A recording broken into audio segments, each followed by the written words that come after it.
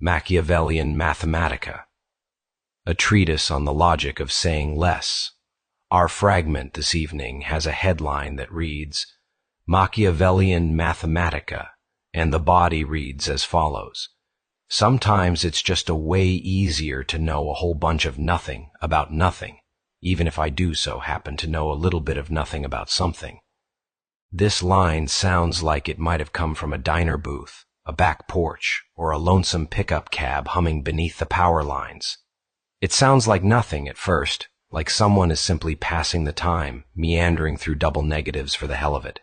But that's the trick, because this sentence is not confused. It's not foolish. It's not lazy. It is shielded, and the one who speaks it isn't babbling. He's surviving. There is a mind at work here that knows exactly how much trouble can come from knowing something too clearly. It knows that in this world, to be known as a knower is to become a target. To speak plainly is to be held, not merely to your words, but to your meanings, and those meanings will be bent, twisted, turned, and weaponized by anyone who can make use of them. So instead, this mind speaks in spirals, in camouflage, in riddles that deflect the hunters and preserve the truth underneath. This is what I mean by Machiavellian Mathematica. Not a formal system of logic, but a strategic mode of speech. Not a science of proof, but a dark art of survival. A grammar made for terrain where the roads are watched and every honest word might be used as a lever against the one who dared speak it. This essay is a meditation on that logic. It does not attempt to flatten or simplify the fragment. Rather, it walks slowly through its coils, studying the folds in the language, the reasons for its evasions, the necessity of its disguise. For not every clarity is just, and not every silence is cowardice. Some forms of silence are precision. Some evasions are the only remaining form of ethical action. And some spirals, like this one, contain more intelligence than the straightest line. 1. The spiral is structure. Let us begin with the sentence itself. Sometimes it's just a way easier to know a whole bunch of nothing about nothing, even if I do so happen to know a little bit of nothing about something. The first thing that strikes the attentive ear is the rhythm. It loops, folds, doubles back. It moves like a man trying to talk while watching over his shoulder. Its repetition is not redundancy, it's coverage. It lays down smoke. A whole bunch of nothing about nothing is a decoy. It makes the speaker sound like a fool, or at least like someone without cause for interrogation. But then, the twist, even if I do so happen to know a little bit of nothing about something. Now we are in the realm of paradox. The speaker claims ignorance, then hedges, then undermines his own hedge. He might know something, or something like nothing, but he'll never say it in a way you can write down and use against him. This is the spiral. It does not deny knowledge, it clouds it. It does not lie, it blurs. And the blur is not confusion, it is armor. 2. Dissembling as art. In the old models of philosophy, knowledge was a light. A straight beam aimed toward what is. The philosopher's task was to align the mind with the real and speak what he saw. But that model breaks down under certain conditions. When the light becomes a spotlight and the spotlight brings violence, exposure becomes a threat. Under such conditions, the wise learn not to shine, but to flicker. The speaker of this fragment is not offering clarity. He is offering plausible deniability. He's built a linguistic structure that keeps him safe from both confession and accusation. You cannot trap him with his own words. You cannot quote him cleanly. He has disqualified the sentence before it finishes. This is not cowardice. It is design. It is the moral art of refusing to be used. 3. The cost of being known. There is a price that comes with knowledge, but an even steeper price comes with being known to know. To possess knowledge is one thing. To carry it in public, to declare it, to affirm it in front of others, that's another. That makes you responsible, accountable, legible. The speaker of this fragment has learned not to be legible. He's learned that clarity invites contact. And not all contact is welcome. Not all questions are sincere. Some inquiries come preloaded with consequences, so he chooses a different posture. A whole bunch of nothing, a little bit of nothing, about something.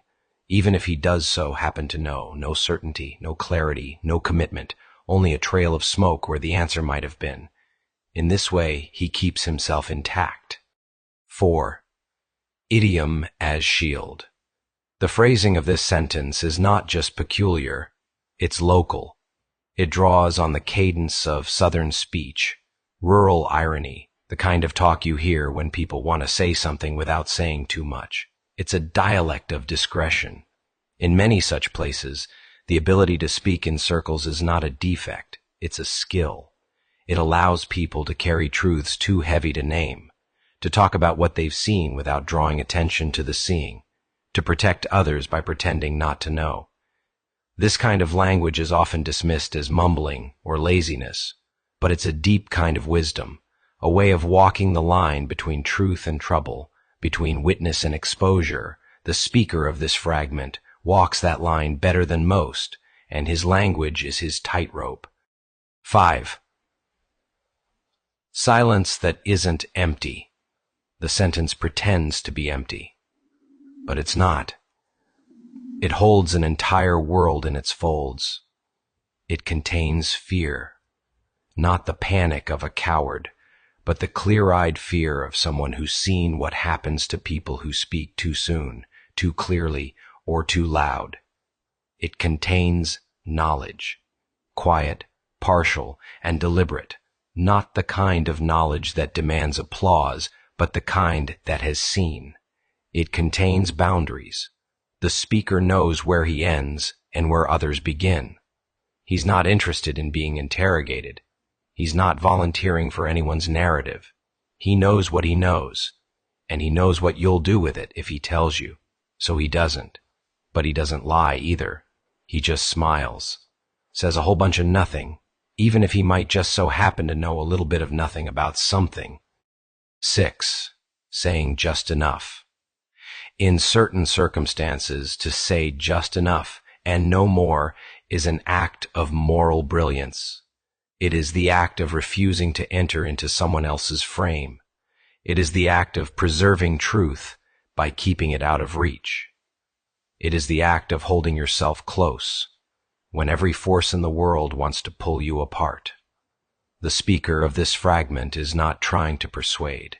He is not trying to teach. He is not even trying to be understood. He is maintaining a position. He is preserving himself, and he is doing it with words that deny themselves as words.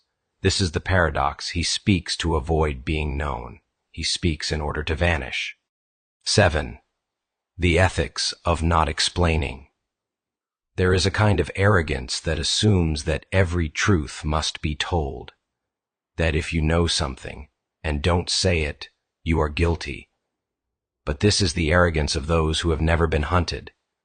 There is another ethic, older, quieter. It says, sometimes you carry the truth inside you because there is no other safe place to put it. That is what this fragment embodies. The speaker does not refuse truth. He refuses its transaction. He will not sell it. He will not hand it over. He will not parade it for applause or prosecution. He will keep it in fragments, in riddles, in smoke. Because he knows if you say it the wrong way to the wrong person at the wrong time, truth becomes poison, and he has seen enough poison already. 8. The ghosted philosopher. There is a ghost-like quality to the speaker.